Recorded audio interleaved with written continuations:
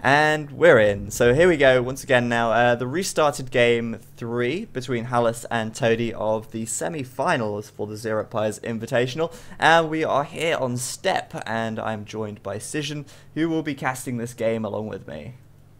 Hello. Hello.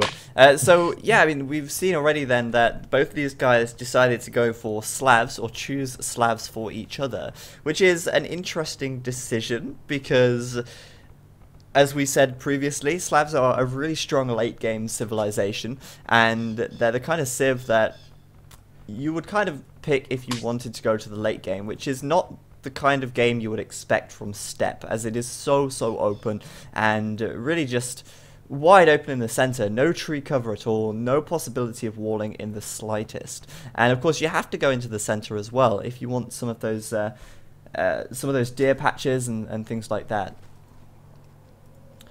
So, I wanted to ask you actually, Cision, in the previous game, what do you think would be the best counter to Slavs? I think actually well, it really depends. The big problem with Slavs is that they have a very strong army, but it's very expensive. It's kind of like the Teutons. They have Teutonic Knights, they have Paladins, they have siege and halberdiers and gunpowder. They have all that stuff, but they really need to make a decision. And the best thing to beat Slavs is to know what route they're going to take. Like if they're going boyars, I mean, then halberdiers or camels absolutely punish boyars. That's no problem to kill them. So you just really need to know what is going to happen. Because if you're going to be taken by surprise, I mean, their strong units really have all different counters. Yeah, and they just kind of steamroll you if you're not prepared for them. Yeah, definitely. And I mean, once they can combine certain units, like let's say siege with I don't know, halberdiers, or for the love of God, boyars, then are in trouble. Exactly. I think as well, because their siege is cheaper, it's 15% cheaper, isn't it, from the siege workshop? Because of that bonus that they have, it's even more viable for them to back up their siege or support their siege with a gold unit. So, you know, it's more viable to make onagers and rams as well as another gold unit instead of just halberdiers, which of course are trash. Because that 15% reduction in price can actually add up to a lot of gold over the course of the game, because, you know, siege is just not cheap. Somebody asked in the chat, and that's actually a good question, how much does a boyar actually cost? And the answer is 50 food and 80 gold. So the gold cost is really the big issue there, because food-wise they're not really expensive. But 80 gold, that's quite a bit. Yeah, and of course they do actually get that farming bonus as well. Their farmers work 15% faster. And I find that an interesting one. I mean, what was the kind of thought process behind that bonus? Sorry, excuse me, which bonus exactly? The farm bonus? Yeah, the farm bonus that they have. Oh, it's actually quite simple. Like, which economy bonuses have not been used yet in the game, and the only ones that haven't been used yet were berries and farms. So we gave them 2 civs. Not really much more complicated than that. And I mean, it makes sense to have a civ that has fast farms. Okay, that's fair enough. I mean, for the Slavs themselves, I kind of don't see them as being that food intensive in the late game. I think that the food bonus will probably, well, the farm bonus will probably help them the most in the Castle Age, as while they're doing that boom up. And I think that's really actually important for the Slavs, because that boom, if they can do a boom, they really need to do a strong boom, because as we said before, their units are just so expensive that they need a really big and a really strong economy to support that. Yeah, well, on the other hand, they have a lot of strong, expensive units, but they also have full halberdiers with a unique upgrade, which is not that expensive in the grand scheme of things. So that might actually be a strong tactic, which is not that expensive compared to like other civs. I mean, halberdiers with siege is quite a common yeah, it's quite frightening combination. What exactly is that again? Is that their unique technology? Yeah, Drazina, the infantry damage adjacent unit. Yes, I can't pronounce that. Brush off your Russian accent, for God's sake. Gosh, yeah, my Russian is terrible. I don't know anything. I know like the only Russian thing I know is like da, which is like yes. That's a good start. That's a good start. It is a start. Whether it's a good one or not, I don't know. It looks like da and yet. It's yeah. It looks like Toady's going forwards here, sending a villager forward. Now he's found Hallis's starting house, but obviously with this being a technically a nomad start because they don't start with a TC, this villager going forward is looking to be a pretty lame one, building a house here. I don't know if he's going to try and wall Hallis into his TC or something. I'm not really sure what his thoughts are here, but this villager seems to be a little bit pointless, but I guess with having the horse here, not having an attack, does mean that the villager might get away with a little bit more than it otherwise would. So yeah, I really don't see what Toady was doing there, building that house on the goal. Maybe he's just trying to wall it up or something, but either way, he's being a bit of a nuisance and getting in the way. So he's up to the fuel age, that's Toady, and he is, okay, he's going to try and build a tower. He's walling himself in, and going to build a tower right on this corner. I don't know if that's going to be the best location. Oh wait, actually it will be quite good. This tower will cover both gold piles of Hallis actually, and it's protected by a stone wall as well. And we saw in the previous game how Toady's forward actually worked pretty nicely. Oh man. Oh man. That is actually quite clever, I must admit. Yeah, it would have been clever if Toady had walled himself in. Hallis is just going to walk around the wall. I don't know how he managed that, but he didn't actually close the wall off, and Toady's just going to be chased away by Hallis's villagers. And oh, Hallis with a quick wall. The villager getting battered to death there by that mining camp. But that was a really nice attempt by Toady, and he would have gotten away with it if it wasn't for you meddling kids. Wow, that was a really, really close call, but... Isn't that the second time in a row that a gap screws him over? Or... Yes, yes, it is. I mean, that last game he got screwed over by the gap, and this time, yeah, he got screwed over by the gap again. So, Toady in the chat saying that's the second time a gap has caused me to lose a game, but I don't think he could call it this early. At the moment, both of them going into a archer rush, and they're going to be going for, well, at the moment, actually, Hallis making skirms, but he will be switching into archers, that's for sure. Toady also with the archers as well. And I didn't see who got feudal first. I think it was Toady, actually, who went feudal first. But he is now a villager down, so we'll see if that really affects things very heavily. Weirdly, though, Toady's not actually taking any food. He's got 4 villagers on berries, but he's not actually taking any of his llamas at all, which is rather strange. He's sticking everything he's got into golden wood at the moment, which kind of suggests that he really wants to get very aggressive here in the feudal age. Yeah, he still has a bunch of llamas trapped under his town center, so that's good for... I mean, he doesn't need to transition into farms too fast, which is good. Yeah, I mean, he can save a little bit on wood there, and he's certainly doing that. He's putting up his second archery range and blacksmith quite quickly. And he's also sent another villager forward as well. And I kind of get the feeling that Toady kind of really likes to have map control. He seems to go forward fairly often, either trying to wall Hallis in or forward Hallis in some way. But I think he's deciding against it now, going back with this villager in the end. And, well, we'll see what he does. Of course, this map is...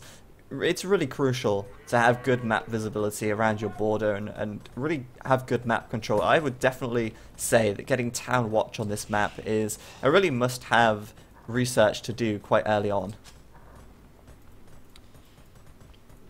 It is actually quite interesting that you mention it, but doing a forward on this map can be surprisingly strong because your first town is always very dense. Like you have the town center on a strategical position. Yeah. The wood is very close. Everything's very close. So one well-positioned tower can really make a big difference.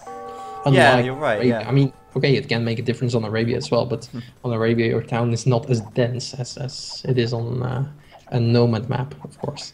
Yeah, because of course that TC is most likely to go up on a lumber camp, or sorry, on a wood line and close to gold and just close to everything that you need. And that tower location that Toady tried for initially was actually really good because it would have covered both gold piles of Hallis. It would have covered his farms as well and his wood. I mean, that's like, you know, 5 birds with 1 stone, and that would have been really strong if it had worked. And unfortunately for Toady, it didn't really work. But he's gonna head out. Why is he attacking the walls and the stuff with his archers? Is it to free up that space? Because it kind of looks like if you have an army, if you invest in an army, he needs to be on the move. He needs to be fighting. And yeah, Hallis has kind of got this problem at the moment. I think he's facing a little bit of issues with the fact that he just does not like to get aggressive, it seems. I mean, a lot of these games, a lot of the games in this tournament so far, he's been playing really defensively, and often it's not worked out for him at all. And again, like you say, he's just attacking this house to get rid of it, but he could be he could be attacking Toady at his base now and actually doing some serious damage, rather than spending all of your archer time just hammering away at a house that's blocking a tiny bit of your gold. You know, they could be used to a much better effect. I agree with you. But Toady's coming in around the north side now. He has got fletching done, so he's got a little bit of an advantage there. Numbers-wise, they look fairly even, but I'd say Hallis had a couple more units out. I think so as well, and there is actually a mathematical principle behind this, if you want to listen to it. Go for it. It's called Lancaster's principle, and it means that if you fight with... this is applied a lot in military tactics.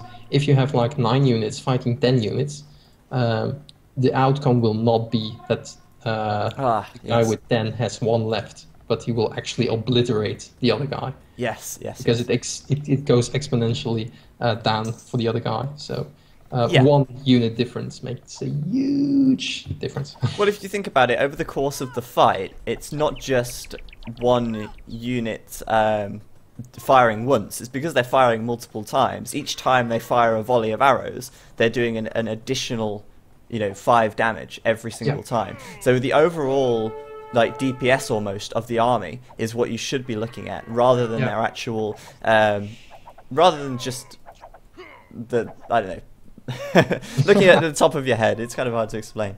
That's why fletching can be so huge as well. I mean, if you've got 10 units against 10 units, but 1 has fletching, every volley of arrows, you're doing an additional 10 damage, whereas the other person is not. So, ooh, I've got to say, he's really picking them off nicely. Yeah, Hallis has got pretty good micro, actually, and both these guys from the UK as well, so there should be very little lag. Hallis up to the castle age now. Really nice. I was thinking you were going to say they're from the UK, so it's naturally that they're good at smart or something like that. No, British humour is usually self-depreciating. So, most Brits would never admit that they're good at something. They'll probably just, highlight their flaws and let people laugh at that instead. But Hallis now up to castle, and he's crossbows done, bodkin arrow done as well. And interestingly enough, I mean, there was really very little feudal age aggression from both players there. I mean, there was a little bit of that forward attempt from Toady, but now, Hallis coming in at the front, those crossbows picking off a lot of villagers, or have the potential to pick off a lot of villagers. 2 going down on the gold camp, and Toady, I don't think he's going to get walled up in time. Either he's not going to get walled up in time, or he's going to leave a hole. Which one's it going to be?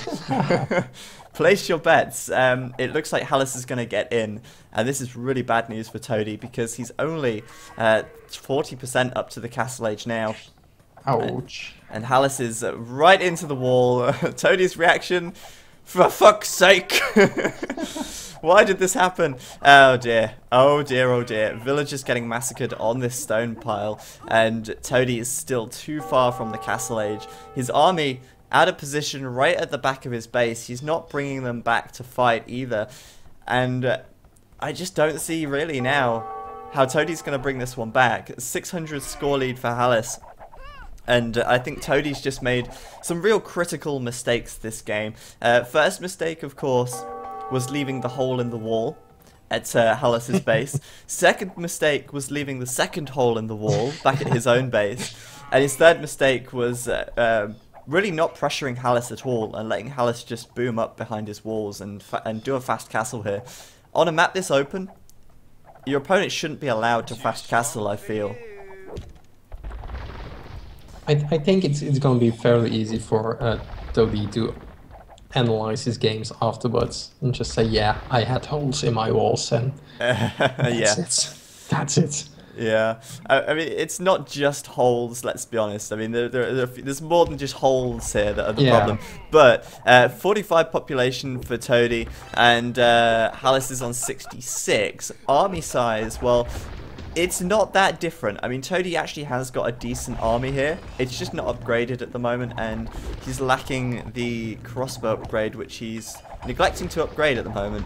He's also missing Bodkin arrow as well, and Hallis putting up 2 mangonels as well now. So it's going to be tough for Toady no matter what happens. Toady putting up a siege workshop of his own, and I think the priority here should be on a mangonel rather than the crossbow upgrade.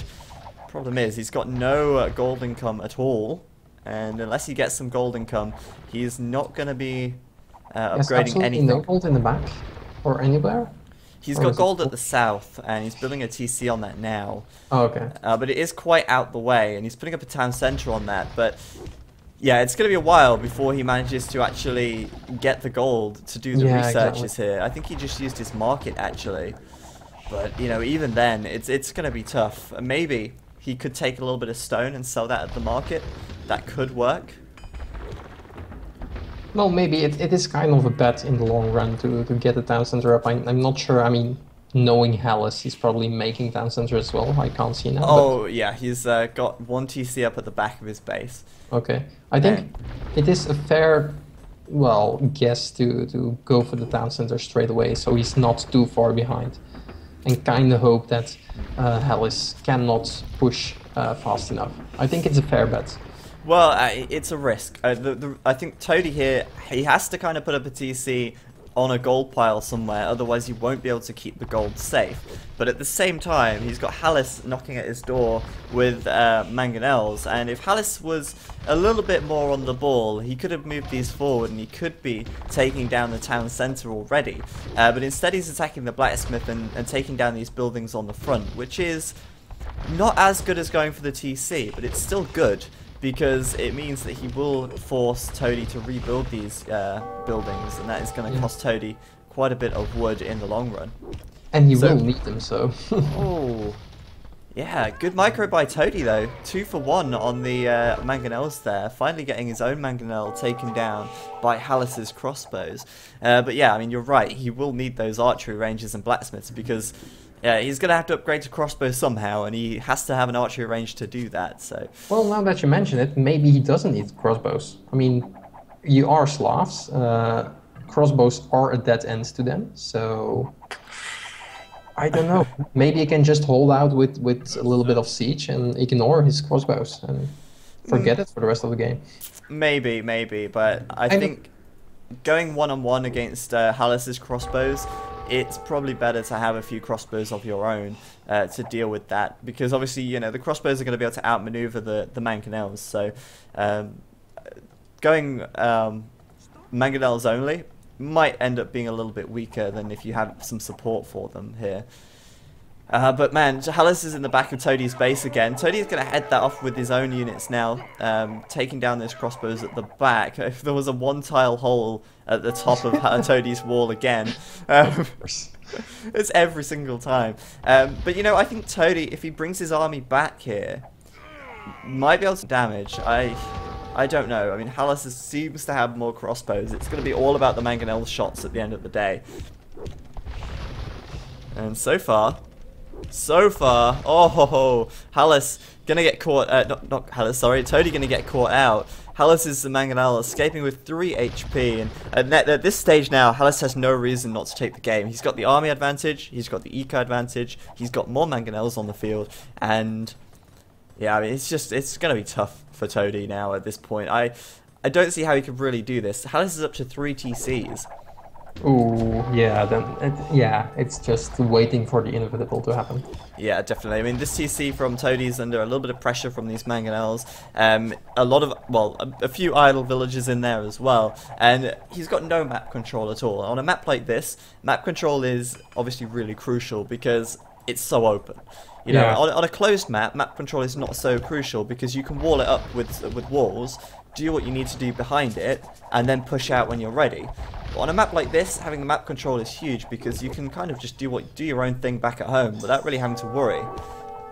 Well, And yes and no, but indeed the big trouble here is that once you have to run away, you can only go two sides really, and that's yeah, following the wood sides. It's quite yeah. difficult. And there's the GG from Toady. He's going to call it there. And I think, yeah, definitely worth calling it at this time. Like you say, just if he continued to play on, he would have just been delaying the inevitable. And I think Hallis just much more of an open map, more of an Arabia player. And definitely a good game from Hallis there. I think Toady just struggled, it seemed. I think he's probably lacking a little bit of speed, if anything. Yeah, and who was according to you more the Arabia player? Hallis. Alice, yeah, exactly. I have the same feeling about this. Yeah, I mean, that was a pretty quick win for him. And, I mean, you can kind of expect a faster game on step anyway, just because of the map layout. But, yeah, I mean, for Toady, obviously very unfortunate with his walling, and if he could work on that, then maybe he would have done a little bit better. But I mean, a pretty much a steamroll for Hallis there once you got up to the castle age, and much better macro, much better micro as well. So there we go. Hallis going to take that one, making it 2-1, and well, we'll be playing looking at the fourth game next, which could be the last game if Hallis takes it. But if Toady brings it back, then we will see the fifth game, of course, and we'll come out and go